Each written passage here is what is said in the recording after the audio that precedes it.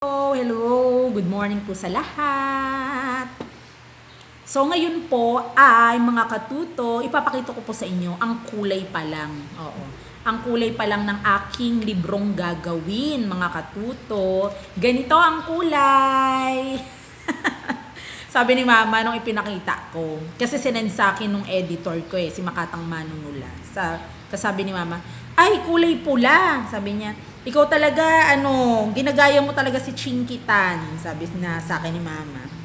Sabi ko, uy, kasi maganda yung red. Siyempre, sa mga businesses, di ba po, yan ang sikreto. Lagyan daw ng red na tela.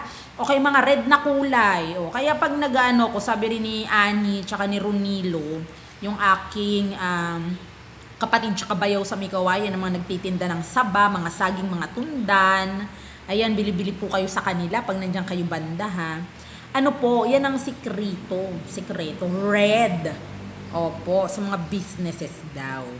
Anyway, gagayahin ko din si Reverend Father Mar Ladra, Roy G. Bib. O sakto, 'di ba? Red sa una, sunod naman na libro orange. Sunod naman na libro, iba-ibang pamagat nun. Sunod na libro yellow. Sa susunod na yon, kukompletuhin ko hanggang sa makumpletuhin sa violet. Lavender.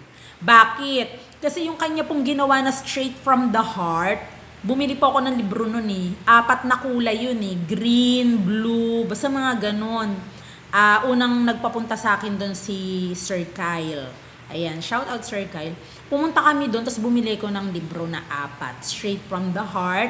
Ipinregalo ko po sa aking mama. Sa akin meron din. Tapos doon sa iba kung sino pa. Hindi ko na maalala. So, ganun po. So, eto pong mga librong ganito ay pwede po nating pangregalo. Alam niyo po kung saan ko to nalaman. Yung tita Adela ko, Sumulangit Nawa, galing ng ibang bansa yon. Pag may mga libro yon na dala-dala, nakalagay, doon from, ganito, ganyan. Ganon ang mga foreigner nila. Tapos, napansin ko din, nung pumunta ako sa book sale, ayan, mababanggit ko dyan sa kwento ng aking libro. Pumunta ako ng book sale, nakikita ko dyan yung mga, used, mga second hand na libro yun Mga second hand po siya. Mayroong dedication to ganyan, happy reading, ganun-ganon. Opo, may mga dedication. So, hindi lang yung mga lagi nating fasade na inireregalo lagi. Yung salamin, panyo, baso, mga ganyan. Sa ibang bansa, ang tagal na nilang pinapractice. Yung mga gardening, yung mga drawing, yung mga crocheting or whatever. Nakalagay po doon, naka-address, to Neri. Good luck to your ganyan, love, ganun. So, may date, may pa po yun, may date. So, ganun po ang mga kalibruhan. Ibigay po natin. Okay, pangregalo, kaya ina-invite ko kayo, pangregalo nyo po ito. Pwede nyo pong pangregalo. Pero ngayon, as of now, magpe-presell ako sa inyo. Pwede po kayong bumili na in advance. Tapos, to follow po yung libro. Yes.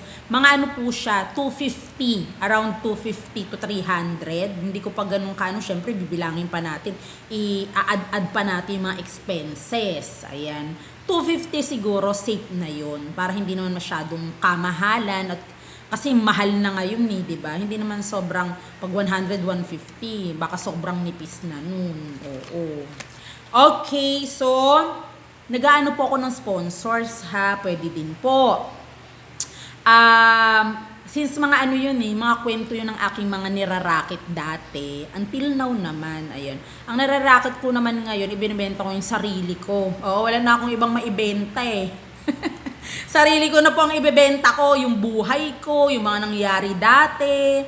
Kasi hindi na po ako pwedeng punta dito, punta doon ng sobra, buhat dito, buhat doon. Kasi syempre meron po akong chikiting patrol.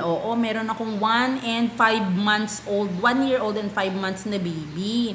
Na talagang, talagang sa mga mothers, nyo talaga yun, tsaka yung mga guardians, na kung lakad dito, lakad doon, takbo dito, takbo doon, hinahabol siya, na baka So, hindi ko pwede pong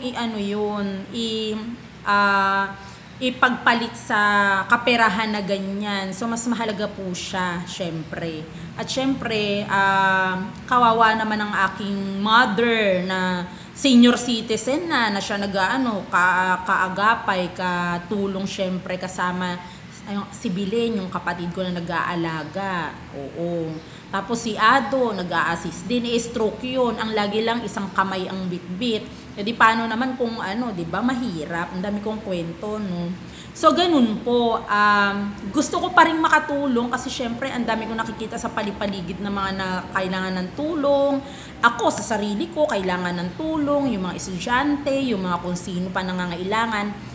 Nalulungkot ang puso ko kapag wala akong naibibigay. Kahit kalahati man lang. O kahit katiting, gano'n, na makapagpapaalawan ng kanilang kahirapan. Oo. So, gano'n. Kaya naisip ko pong gumawa ng libro. Oo. Ngayon po, yung libro na to, pwede po kayo mag-sponsor, ha? Anything pating na kaya ng inyong pusong maibigay, mai-share, para maiprint po natin. Tapos, bagay po ito katulad kanina, sumakay ako ng jeep. Bus ang sinakyan ko. Kahit bus pala may umaakyat doon na, dalagita yung umakyat na sa, badyaw daw siya, ganyan. Tapos may binibigay na sulat na ang nakalagay pa nga SLM ng mga module na ginagamit sa school, pinagunting-gunting. Tapos yung likod nun, ginamit, nakaprinted, ha. Ako po ay isang good day, dear sir, ma'am, ganon. Ako po ay isang badyaw nanghihingi ng tulong pangkain, ganito, ganyan. Naka-printed pa, na ang sarap bigyan ng, eto, ipabasa mo to sa tumutulong sa'yo na para ganito. Sa halip na turuan natin ng mararangal na trabaho, hindi yung puro hingi. Diba po, sa mga badyaw, lalo na mga ganyang umaakit-akyat, ayan, kasama yan nandiyan sa loob ng libro na ginawa ko, na ganun ang ginagawang mga panluloko, tapos nag-a-add-add, tapos ginagamit lang yung mga taong iyan, parang naging lalo silang nagiging kawawa, di ba? May nangyayari pa, nagtatambol sa jeep. Tapos pagbibigyan mo, ako kasi hindi ako nagbibigay ng pera as possible, Kung meron akong biskwit, kabibigay lang sa akin chocolate, hindi ko na, inuuwi ko man sana, kaso may sasakay ng ganyan, mga nanghihingi ng tulong, yun na lang, chocolate ang ibinibigay ko kay biskwit. Magtataka, naghihintay ako ng thank you, yung simpleng thank you, wala. 'Di ba? Tayo po na nabibigyan, say thank you. Magsasabi po tayo ng thank you sa mga tao. Para in return, nag-thank you siya, bibigyan ko ulit siya sa susunod. Ganun po.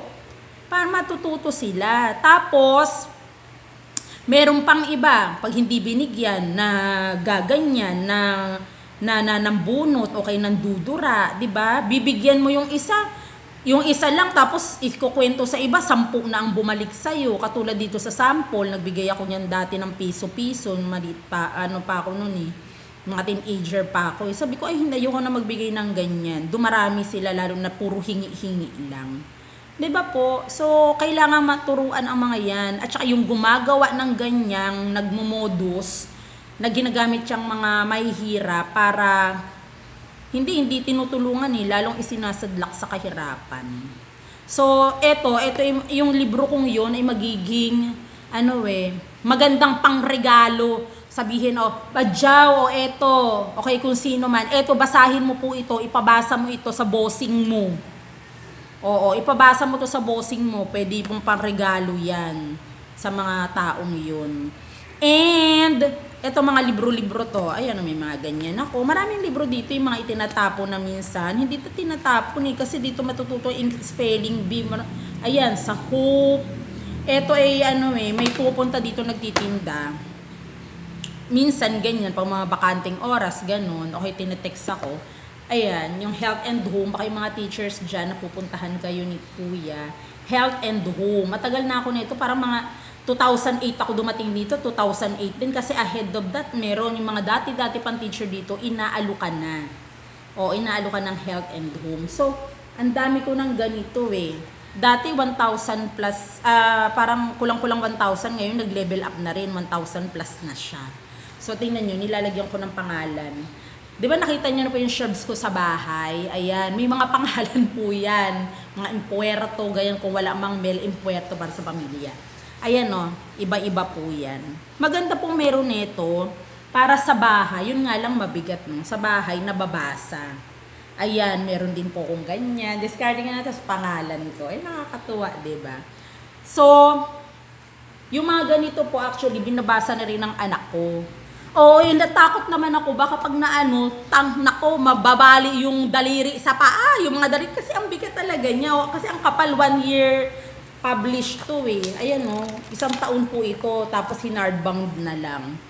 So, aba, nagbabasa. Sabi ko, naku, nakakatuwa pumunta ng shelves namin.